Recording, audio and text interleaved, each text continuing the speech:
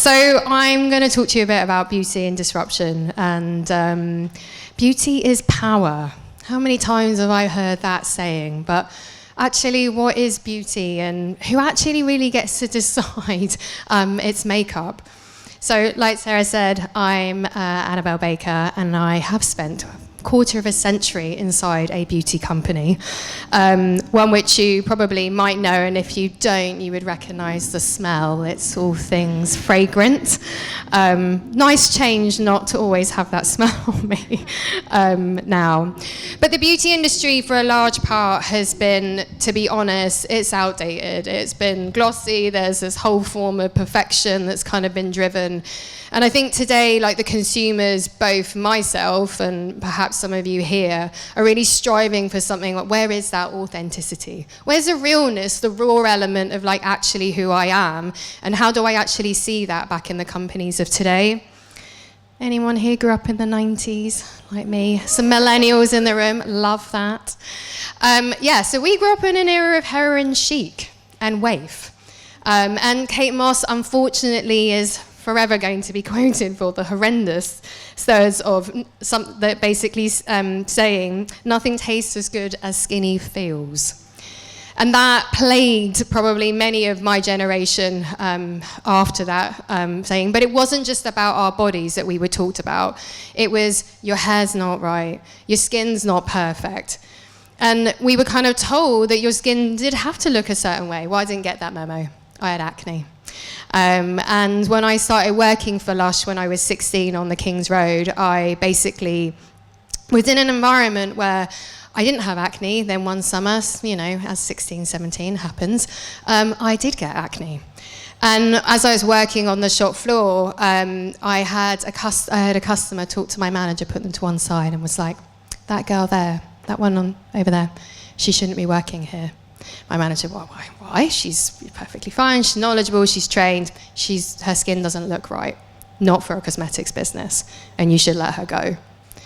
And that was kind of like, I was like, oh wow, okay. Thankfully, my boss was sensible and was like, no, that's not a reason to fire someone.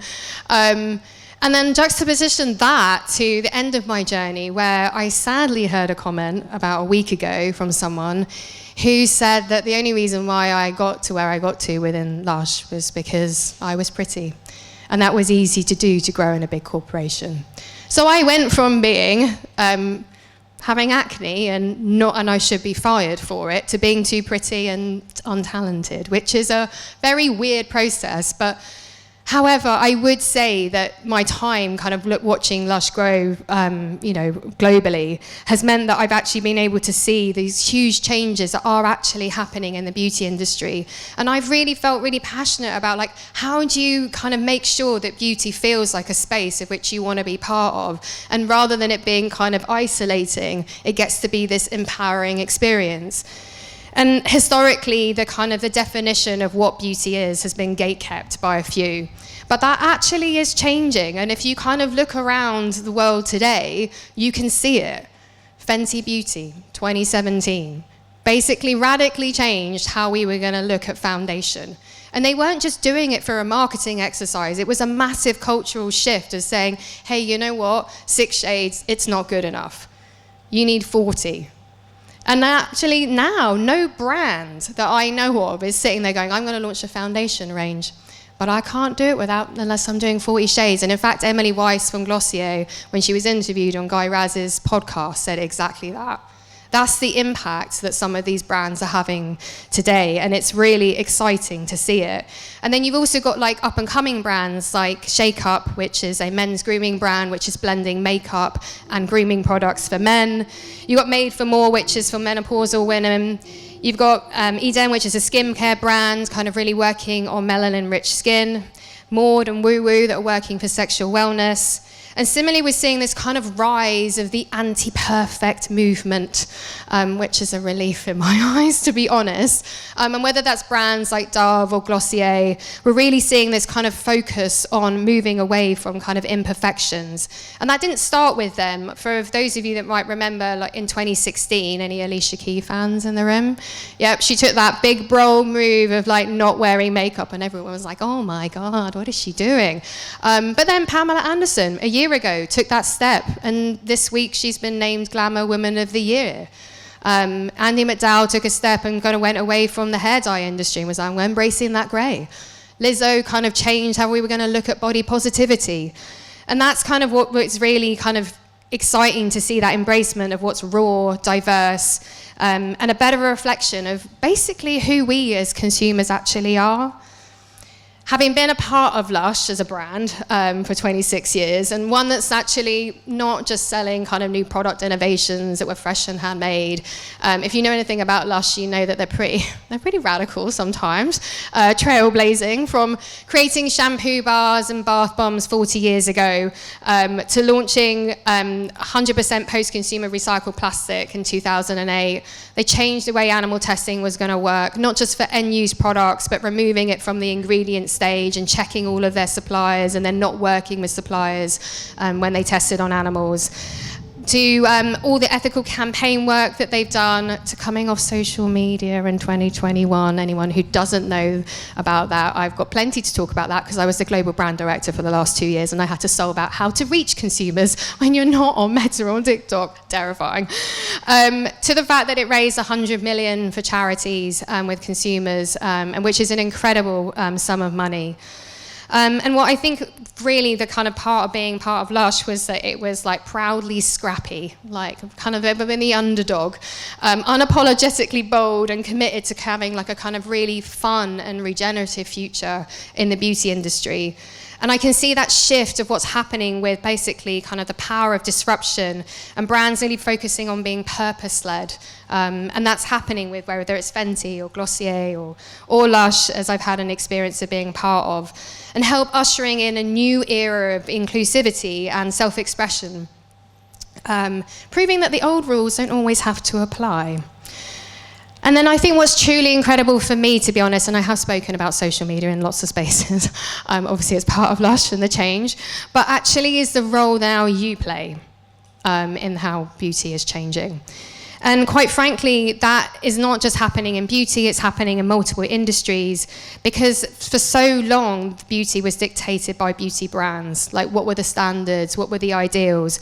But basically, that's all changing today, and the power is shifting, and that is because of social media and the democratization that we're seeing, like on TikTok or YouTube or Instagram. Now, there are downsides, obviously, to all of those channels.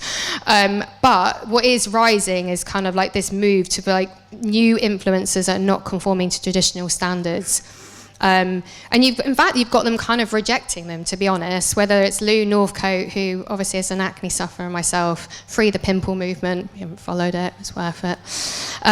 We went from there to actually like, you know, what is it, I think the Star brand, whatever, that's the pimple patch company. People are actually wearing them out on the street. I'm wearing them with badge of honor. Might love that brand, well done. And that's what's exciting kind of in moving forward. And like what's more, like consumers like yourselves are actually demanding way more brands. And including like things like no filter movement and just making sure that people are honest about what they're posting on social media. I think the move now is that we want authenticity and how to show up in that space. And whilst there definitely is a split on social media right now in the aesthetics beauty world, filters, but also Botox, fillers, surgery, to the Pamela Anderson no makeup vibe. What is true that's running through all of those formats is this drive for, if you're going to do it, own it. Because the consumer and I think the audience, and I think for me as an individual, you want people to own what they're doing. It's like you be you. Don't worry about anyone else. And that's definitely something I feel like I'm learning from the Gen Z generation. Millennials were still people pleasers, god damn it, to move on from that. And now more ever, beauty needs to be about more than what's on the surface. At its core, it's supposed to be about self-expression, empowerment, and confidence. But the beauty industry can be really tough. And it tells us that we're not enough. Our hair's not shiny enough, our body's not quite in the right shape, our skin's not smooth enough, and it creates that cycle of insecurity. This is why like movement of like anti-perfect, and I know it's in the beauty industry and it wasn't vacuous, but it's actually really important. the brands and the creators that are really showcasing those imperfections. And why do we even call it an imperfection anyway? Because who's perfect? Certainly not me. And I think there's an element of really embracing those messages around you don't need to change. You are fit as you are, and you're already enough. And one of the things I feel like most passionate about is about that kind of element of using beauty for self-expression and confidence, because it's not to be something you should be chasing. It's not something that should make you feel inadequate. Something that someone uses as a determinant about whether or not you can do your job. It should be something that makes you feel strong, capable, powerful, because you are all of those things. And we need to have more of that messaging coming through. And when people tell us you're not enough, no, that's not okay. You are. And let's keep embracing that. And I think that kind of, for me, my daughter, she's 6, started wanting to wear makeup. Mummy, please, I want to wear makeup. Why? Why do you want to wear makeup? Because I want to look pretty. And in my heart, I could not tell you how depressing that comment from a 6-year-old child possibly could be. Because where was she learning this from, that she wasn't pretty today, that she was going to have to wear makeup? And then a week later, I was doing my makeup in the bathroom. She sat on the floor watching me. And I realized, she asked me again, Mummy, please, I want to wear makeup. Why? Where is this coming from? Because I want to be like you, she said to me. And then I realized, oh my God, I'm influencing my child at 6 years old to that desire to be perfect in my eyes, because I still held the scars of having acne as a child. And they weren't physical ones, but they were definitely emotional ones. And I didn't want to leave my house without foundation on. And you suddenly realize that you are the center part of those cycles. So it's not just the influencer industry or creators and brands. I actually played a role in how my children were going to be able to see things and grow up. And that was a bit of an eye-opening moment for me in that time span. And I think there's another layer that's happening with all of this. And beauty is not just about doing good and kind of feeling, but we've also got to look after the planet. I mean, as Sarah said, I am passionate about all things environment, having been in a brand that has advocated for that.